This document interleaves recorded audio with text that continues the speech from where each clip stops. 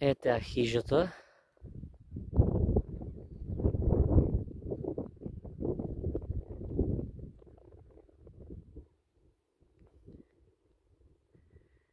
Таму напред пред нас е Банско. Се гледаат убаво и пистите, само да се загледа човек.